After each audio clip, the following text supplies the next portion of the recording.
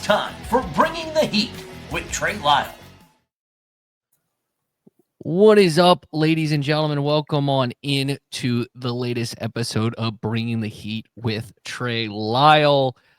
Fun episode in store for you. Got Caleb Barnes joining me a little later on, talking the latest news and notes and everything going on with NASCAR, plus their soundbite of the week. Josh Perry coming into the focus after another tough exit in Gateway to start his playoffs.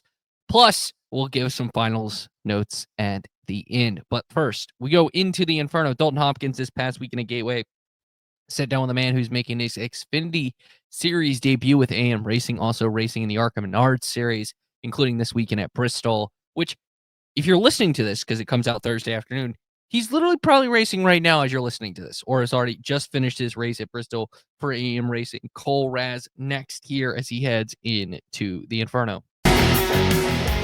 Now, it's time for our ARCA driver, Kole Raz, to go into the Inferno with Trey. Is the car like that different from like your usual ARCA late models? It's quite a bit different, especially from the late model. I prefer the Xfinity car over the ARCA car. Like, I feel like you can actually drive through certain conditions better. Like the ARCA car, you're just stuck. It's like, it's more fun as a driver, I feel like, in this series. So you can adjust. You have some more liberties to take when it comes to this car. Yeah. So that suits you pretty well. I like that for sure. Like, it's similar to a late model, but still so much heavier than a late model. Like the rollover feeling's still there, like an ARCA car, but no, it's hard to beat a late model though sometimes. And if you think it's that different, I can't imagine what the next gen experience is going to be whenever you get to that thing. Gosh, maybe it'll be something different by the time I get that. Yeah, it won't be a brick. Right. Yeah. Right. Man, what time is it? 4:30. So 3 hours away. Yeah. Your first Xfinity start. I'm fired up. Yeah, you're fired up, huh? I feel like it's been a dream to do it, right? Anything within the top three. Yeah. I mean, really, this opportunity last year, I wouldn't even think would have been possible without having cycling support. And now to be sitting here a couple hours away, it's pretty cool. Pretty cool. So it's just like you got like butterflies in your stomach or anything like that? All of it. I mean, it's excitement, nerves, want to throw up, but also like just a lot of learning to be had, which excites me because I feel like we've gone to a lot of new places this year, so you still have a learning curve, but like this is just so much to take in a rather short time. Mm-hmm. Like 5 pit stops and all the things that the regular guys do 22 weeks already. Like the small things, there's just going to be a lot to learn, so I'm pumped up. Is this a track that, like, I was talking to, I think it was Josh Berry earlier, who's, short track, late model champion, and all that. Coming from your background, I asked him the same thing. Is this a track that kind of suits like a short track racer's driving style? A little bit. I feel like 3 and 4 reminds me a lot of place back home, Evergreen Speedway. Like it has similar characteristics. And I think I'll see more of that as the place widens out, hopefully tonight for us. 1 and 2, like you have a lot of momentum, obviously going to turn 1, then a sharp corner, but the downshifting side of it really throws everything through a mix of like, all right, this is still pretty foreign, but definitely has similarities that help me adapt, I feel like, a little quicker for it. I think he had a similar answer too. So yeah. I am curious though. I mean, it's kind of already an answer, but how did this start come to be? So, I mean, I'll go back to last year. So, like, we won a West race with Jerry Pitts, and that's how Cycle Next Gen Travel Center found me. And we talked on the phone for a couple months, and things progressed, and we got to do an ARCA start at Phoenix in November. And then had a rough game plan of what we wanted to do between ARCA stuff and potential Xfinity, and we were hoping to do some Xfinity starts earlier in the year, and just the timing of it all didn't really work out. And obviously we've been off with AM for about 3 months now since Michigan. It just allowed everybody to catch their breath and get an idea of what do we want to focus on for the rest of the year. And with the playoffs starting, like, this was the last possible chance for us to do anything the rest of the year, right? So we had to get this started in, and was really surprised we actually got approval for it, just with the limited ARCA stuff we did have. But we just circled Gateway of that's our last do or die, right? Like, if we want to do it, got to make it happen. So it just kind of fell into place, right? Why Gateway? Just the the debut aspect with the playoffs. I mean, with it being the last chance, that was really the big thing. Was hoping to do it at a place like Phoenix earlier in the year, like a place I've been on a couple times already. But I mean, after seeing Gateway's the last chance and nobody's been here for 15 years, like it could have been somewhat of an advantage. But man, it's just a pretty neat place in general to do your debut for sure.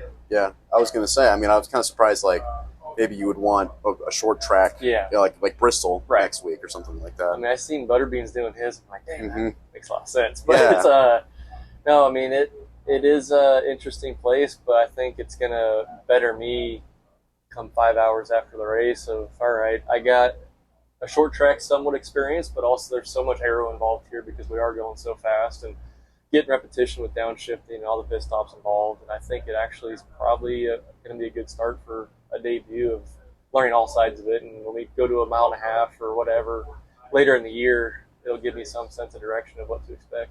How important is it to get track time in this car? It's huge. I mean, it's so limited, right? I was really thankful. Forward performance gave me a lot of sim time, and we had a long session last Thursday, and then after the tire test at Pensacola on Wednesday this week, jumped in at 8 a.m. Thursday morning. So they gave me ample amount of time to get repetition and just get experience, and Harrison's been a huge help. It's just been nice to have a teammate. Yeah. Like the ARCA side of it, we were kind of by ourselves, Right. especially as a manufacturer. Like there's no other Fords. So to have a teammate and have more people in the garage to talk to and pick the brain of guys like Noah Gregson, like he gave me a lot of notes from his truck days here and just helped put the pieces together a little quicker for me. I was gonna ask about Harrison. How much have you talked to him at all? A lot. How much he helped? Yeah. I was flying to Pensacola and I was just blowing his phone out. I was like, you cut me off whenever you want. Like, I'm not trying to wear you out. Like, this is a big enough week for you already. Like, the last thing you need is just a rookie to be asking you stupid questions, right? But it's been a huge help. And, you know, he explained that this allows him to think it through in a different way as well. So it actually kind of evened out for both of us. But it's been really great to have somebody to lean on like him. I just kind of want to go into like the whole idea of this is your first Xfinity start. Mhm. You know, I mean, this is such a big deal. Yeah. You making a first NASCAR start in one of the top 3 national series.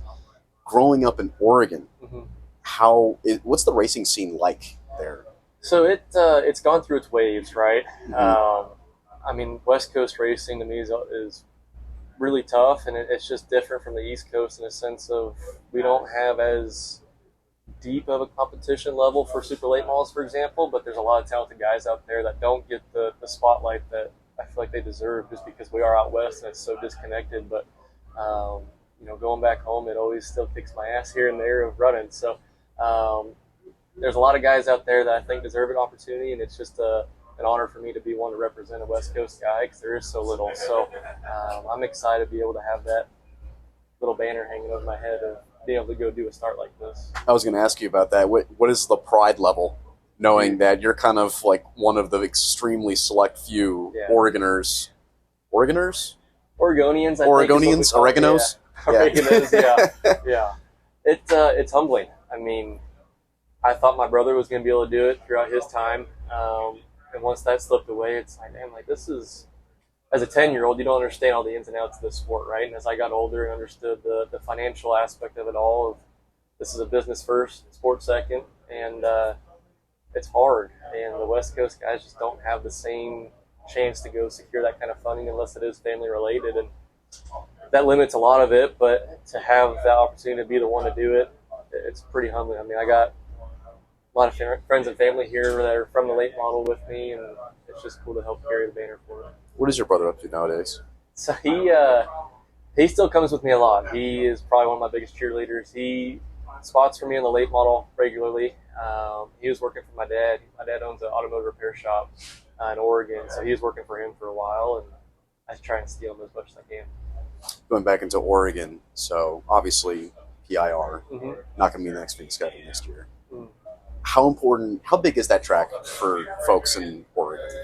I think it's important. I mean, I say that, but I've never run there just because I didn't grow up road racing. But there's a lot of pride in that racetrack. Like I wish it was still on the schedule just because it is a West Coast race for us, for a strong series. But I mean, they have a lot of Trans Am events there that I get to go watch, and Jefferson Racing goes there probably about 6 or 8 times a year, and that's who I've grown up with racing out there. So I hope we can get some more Washington racetracks like Evergreen or Tri-Cities Raceways is coming back on the West schedule, but there's a lot of cool places back there that I think the rest of the country should see. What was your initial reaction to when you found out that Portland wasn't going to be on the 2026 schedule? It was a bummer. I mean, I understand it. Like, it's the schedule already is so tough. I mean, on the Xfinity side, there's a few more off weeks in Cup, but I mean, that's a lot of back-to-back weekends and a lot of toll on our truck drivers and team members to get things ready and prepared. I mean, when you go to Portland, then you go to North Carolina or to St. Louis again, like that's, I think my truck driver Chris told me it was about 4,700 miles because he went to Portland with AM for Harrison, and I get it. It's just a bummer because it is a home race, right? So hopefully it'll come back around one day and I'll have a chance to have all my friends and family at the home race. You mentioned that you were doing a trip in Pensacola. What were you doing there? Yeah, so I got invited out for the Hoosier Tire Test with ASA Stars National Tour. They're trying to find a compound that makes everybody happy, which is a tough challenge to make everybody happy, but they've just been having some tire issues and consistency between set to set. So they were wanting to have a better compound for all the guys, and hopefully that same compound for the Derby. I was pretty happy with how that went. And there was a lot of good cars there. Like we had Bubba Pollard and Massey and Cole Butcher and Derek Thorne. So a lot of good company to be around and stack up with for a test. So that was pretty neat. Can we expect you in the Snowball Derby this year? 100%. Yeah. 100%. Yeah, we'll be back. This will be our third year going. Had a strong run going last year, and then the last set we put on, get back to the inconsistency issues that just didn't pan out for us. But it's such a fun event. I mean, you're there for 10 to 12 days as a driver and crew guy. Like, it's a lot of work to go into it. I mean, preparation for me started a month and a half ago. So it's just the biggest race you can go to, I think. Yeah, especially in the late model aspect. For sure. Yeah. Oh, yeah. Yeah, for sure. Crown jewel. So we're talking about late model racing. We're talking about ASA, talking about ARCA. Yeah. And here you are about to make your first start in Xfinity. So now the question that everyone's going to be asking is, okay, when is that full-time ride going to happen, man? Like, so. Yeah, I don't know. I wish I could say next year 100%, but it just goes back to the finance part of it, right? Like, it's so tough. And we have scheduled out a few more Xfinity races this year. Just got to get through tonight first. I mean, it's an approval process for me as a driver to go to a mile and a half or like a Vegas or Kansas. That's what we'd love to go do, but just got to get approved for that. And whatever Cyclone wants to do in AM, I mean, it's ultimately up to them. But if it were my decision and I had endless money, I'd say we'd be doing full-time next year without a doubt. But I'll take whatever I can get. I was going to ask, like, how much does that ramp up the pressure a little bit for tonight? It ramps it up for sure, because, I mean, you can only say you had your debut once, right? And you want to have that go as well as you can, but on the flip side, like, this is a childhood dream of mine to come be on this level and trying to take it all in and enjoy it, but also understand, like, I'm here to do my job and perform and hope I can get a second chance back at this. So it definitely intensifies the pressure, but that's kind of what we all thrive on, is the pressure spotlight of it. So, do you have maybe a certain goal set in mind for tonight? Yeah, when I found out that this was going to happen, I feel like a top 20 finish was ultimately my goal. And the cliche answer is to run all the laps and bring it home clean, but it's a good answer. 100% it is. I mean, I want to build a healthy notebook for tonight, and just when I get the chance to do it again, to have a step or two steps better at preparation, so I have that notebook to rely on and lean back and just have a better idea of sim to real life and how that varies and how I can help a team like ours be prepared setup-wise for this. So I don't know, I'm just fired up. Like, a top 20 I think would be a win for us for sure. Has there been talks with teams about potential future starts in the Xfinity Series? Yeah, like we talked a little bit about Kansas, Vegas, and Phoenix. But then again, like, it's just getting through tonight and see what can come our way. But I hope we can get a few more, and whatever it may be, I'm fired up for it.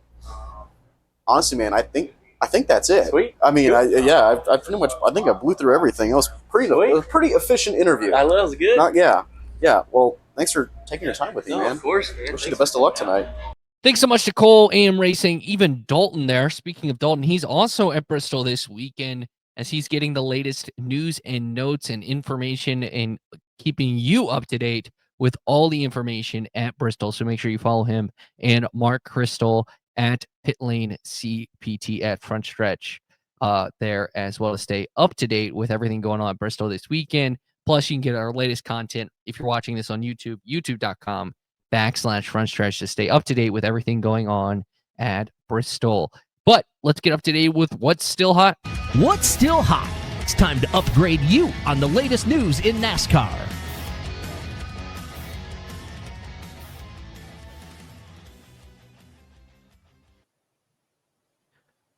At Caleb Barnes _ Caleb Barnes. He helps me produce this podcast. He co-hosts with me most weeks. So, Caleb, good morning. Well, we're recording this in the afternoon, so good afternoon.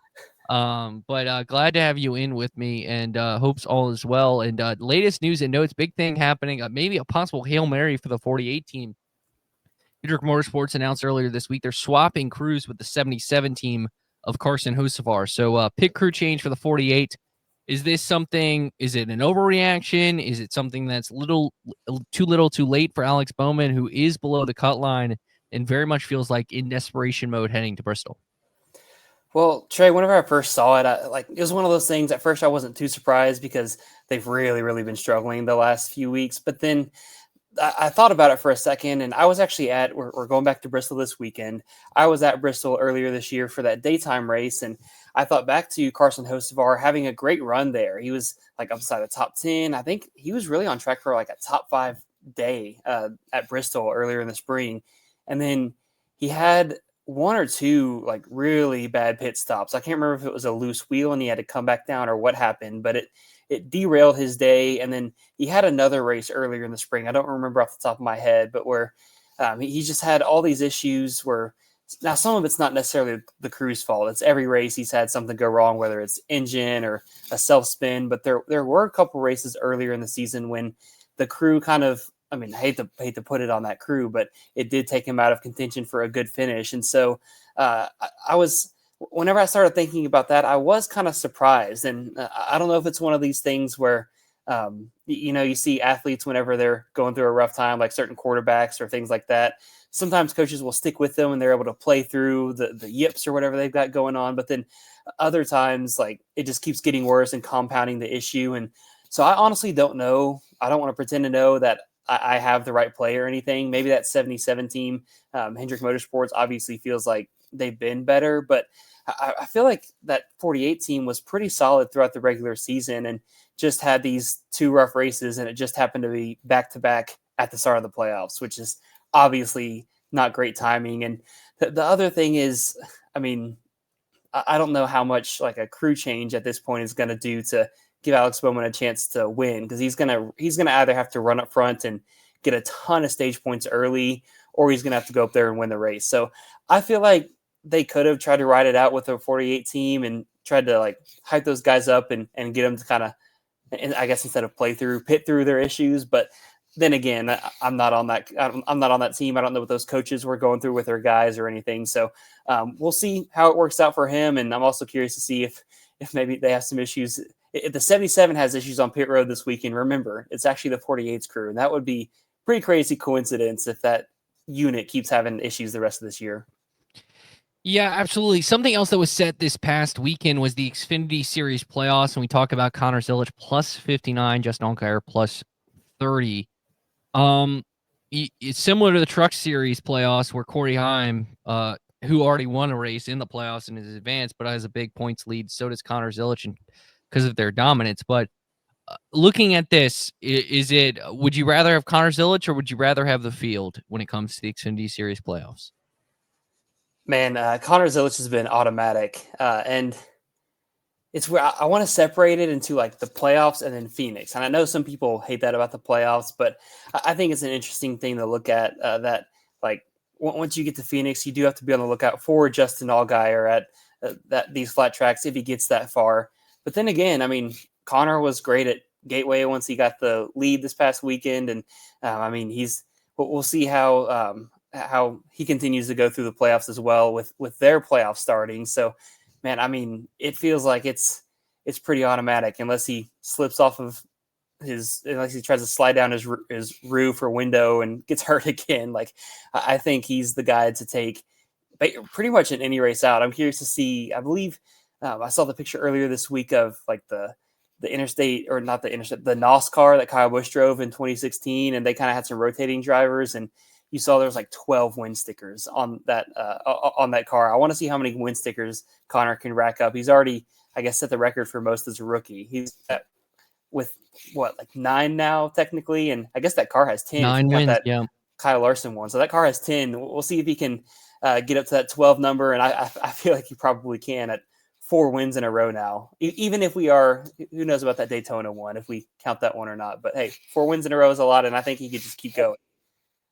Technically counts. Eric Almirola technically has a Fanta one more win than his actual, True. but he didn't gambling. But at the end of the day, I think I really want to pick Connor. I think Connor's easily getting the championship for. I feel kind of the same way about Corey Heim. I think he's easily getting the championship for. I don't know. It's one race, and I think Allgaier. If Allgaier gets there, I feel like it's Allgaier's to lose. But man, you have 2 guys with such dominant seasons, and Allgaier's had a solid season in Zilich and Heim, and they might not win the championship. Is kind of crazy. I mean, honestly, if Quapple had just a little bit more experience and maybe a win, I would think the way JRM has been this year, I wouldn't be shocked. I still might not.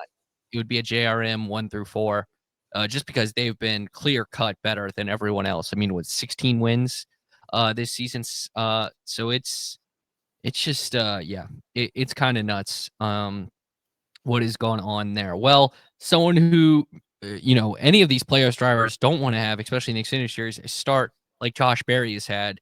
He becomes our focus for the soundbite of the week. Well, Tony, what angered you at the end of the race? What did you take issue with? What the hell do you think I was mad about? Dumb little runs us clear down to the infield. He wants to about everybody else, and he's the one that drives like a little. I'm going to bust his ass. Thanks, Tony. Thank you. And short track races. It's time for the sound bites of the week. Wide, what you feel? Yeah, I mean, it just obviously a little chaos there after the restart, and was behind the 38 and Joey, and had to give a little space, and Chase was able to get in there. It looked like he got loose and slid up into us. So I mean, it's obviously unfortunate, but I don't think that's just things that happen. 2 rough weekends in a row. Do you think you can rebound at Bristol? Yeah, I mean we got no choice, but it's been a rough couple weeks for sure. But I know these guys are working really hard, and we just gotta do the best we can next week. How was your car up to then? I thought it was okay. Seemed like it was a little better after a few laps after restart. I thought we were fairly decent. Decided to flip the stage there, and just got hung up in the mess. Appreciate your time. Should be able to get through there 3 wide, right? At this stage.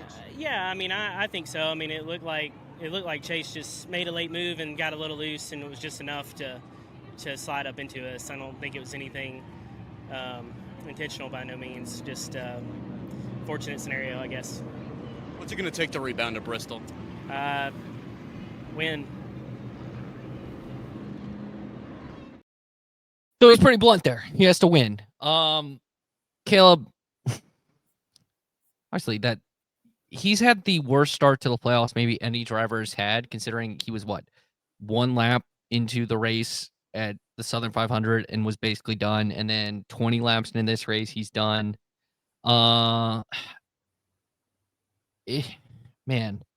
you feel for Josh Berry, but I feel like if you looked at those 4 guys that are below the bubble right now, and you had to pick one guy to win, I feel like Josh Berry's the guy at Bristol.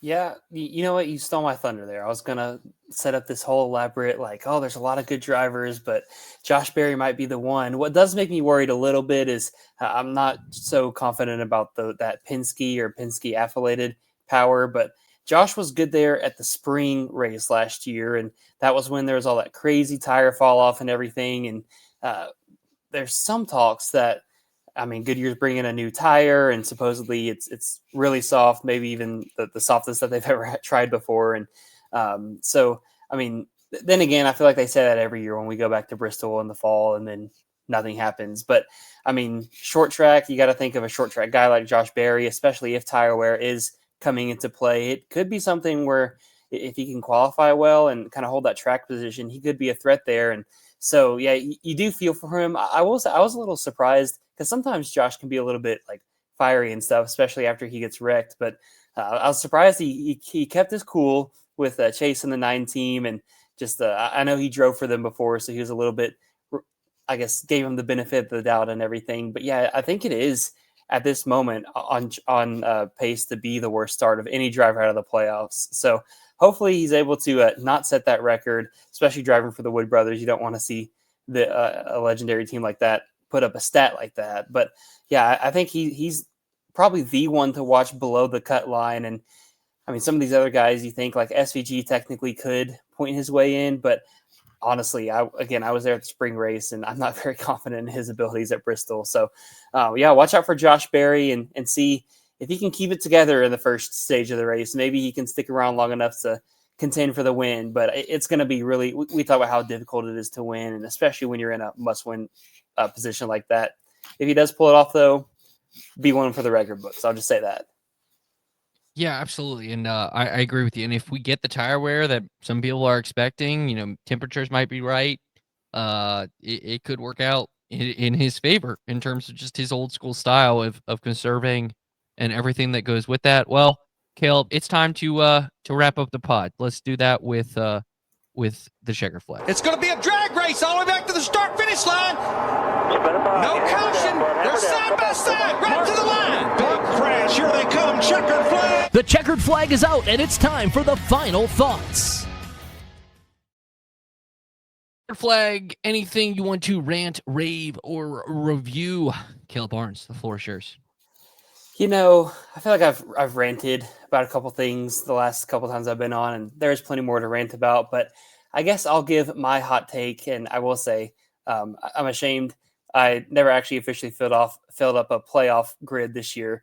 I just ran out of time for it, completely forgot about it, slipped my mind. But after what I've seen these first 2 weeks, it would not surprise me if we get 3 Joe Gibbs racing cars into the Championship 4 at Phoenix. And I guess those are the 3 that have made the playoffs. But Chase Briscoe has looked really good so far. Denny Hamlin, I know he's always a threat. And it's always one of these like, oh, is this the year for Denny? And he seems a little bit more relaxed, which I think is working for him this year. And he's not so stressed about feeling that weight of the pressure to win that championship. And then Christopher Bell, I know there's talks that he was off all summer, but I mean, no matter what happens, like once we get to the playoffs, really these 10 races are all that matters. And really just 4 out of the 10, if you can be good enough at those. And I think Christopher Bell looked really fast at Gateway. He didn't quite get the result he wanted. And he had a pretty epic rant on the radio after the race, but he's really confident, really good at New Hampshire. And I think after Martinsville's stuff last year, I think he's very motivated to go out there and win that race or perform very well in that round to make the Championship 4. So it would not surprise me to see 3 Joe Gibbs racing cars take up 3 of the 4 spots in Phoenix.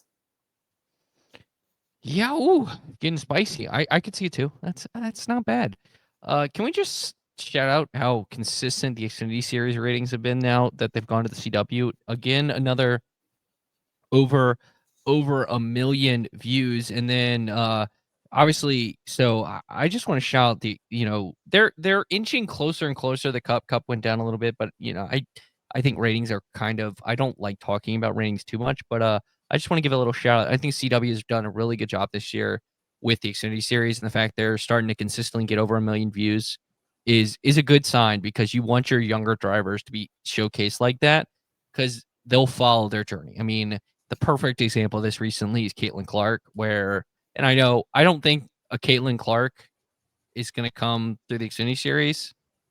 I mean, it's possible, but the perfect example is Caitlin Clark was in college basketball, revolutionized it, and then went to the WNBA and blew those ratings up to unseen heights.